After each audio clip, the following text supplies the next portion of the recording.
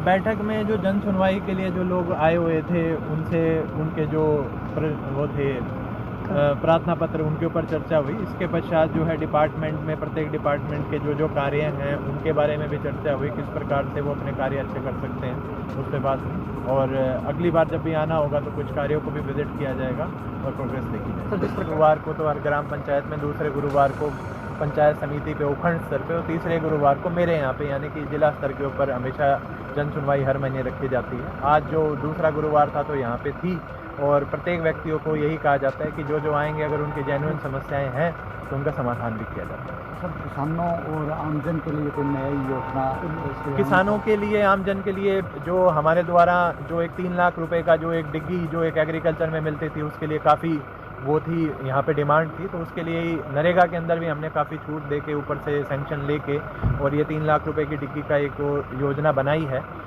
उसके लिए काफ़ी तरह की जो छूट वो मांगी गई। आज भी एक छूट मांगी गई कि अगर मान लीजिए उसके बाद लघु सीमांत का नहीं है तो कैसे बनाना है, उसके बारे में भी एक्सप्लेन किया गया। इसके अलावा अगर वो संयुक्त खाता है तो भी उसका कैसे हम नोशनल शेयर के आधार पे किया जाए तो वो भी छूट हमारे द्वारा दे दी जाएगी।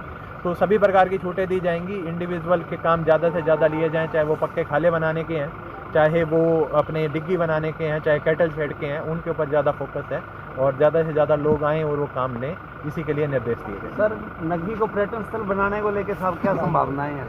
हमारे द्वारा जो है प्रपोजल भेजा गया है, करीबन 1.5-2 करोड़ का प्रपोजल भेजा गया है टूरिज्म डिपार्टमेंट को। अगर वो फाइनेंस के द्वारा अप्रूवल दिया जाता है तो बहुत जल्द इसके अंदर भी अभी सर कोई जायजा भी लिया गया अधिकारियों की ओर से, उसमें क्या संभावनाएं नजर आ रही है साहब वहाँ से? नहीं, कल हमारे द्वारा जो है वो प्रपोजल बनाया गया था, इसलिए सीएस साहब को मेरे द्वारा भेजा गया था। वो प्रपोजल बना लिया गया है और वो कल की कल में ही हमने टूरिज्म डिपार्टमेंट को भेज दिया गया है। मोस्ट प्रोबेबली 90% ये हो जाना चाहिए कि इसके अंदर ये पैसे आ जाएंगे और फिर नग्गे को हम और अच्छा बना पाएंगे। सर, शहीद स्मारक तक जाने के लिए आज तक वो खड़वंजा या सड़क सही नहीं हो पाई है। हाँ, जबकि ये महत्वपूर्ण स्थान है, इसको लेकर ये भी मेरे ध्यान में लाया गया था कि लगभग 1-1.5 किलोमीटर की वो सड़क है, उसके अंदर से 300 फीट तो अभी इसी के अंदर हमने ले ली गई इंटरलॉकिंग में।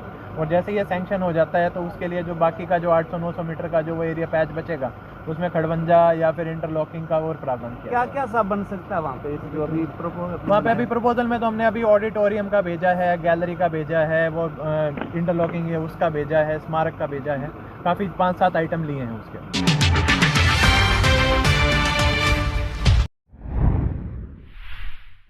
प्रदेश भर में पूरे जेल प्रहरी अपनी मांगों को लेकर पूरे प्रदेश भर में आंदोलन के रास्ते पर है। प्रदेश अभी हम खड़े हैं श्री करणपुर की जेल के परिसर में, जहां आप देख सकते हैं कि मेरे पीछे जो जेल के प्रहरी हैं वो अपनी मांगों को लेकर अन्न का त्याग कर भूख हड़ताल पर कहे जा सकते हैं कि भूख हड़ताल पर निरंतर चल रहे हैं। उन्होंने बताया कि 48 घंटे के दौरान में सिर्फ और सिर्फ वो अपनी जिम्मेवारी और अपनी ड्यूटी का निर्वाह कर रहे हैं, परंतु पानी के सहारे। मुख्य बात तो हमारी यही है, वो 2017 वाला समझौता लागू करे, पुलिस के समान वेतन दे। आरएससी के न हमारी ड्यूटी का कर्तव्य तो एक ही है, फिर ये हमारे साथ अन्याय क्यों? एक ही वर्दी तो फिर वेतन भी एक ही होना चाहिए। ये फिर हमारे साथ अन्याय एक तरह से देखा जाए।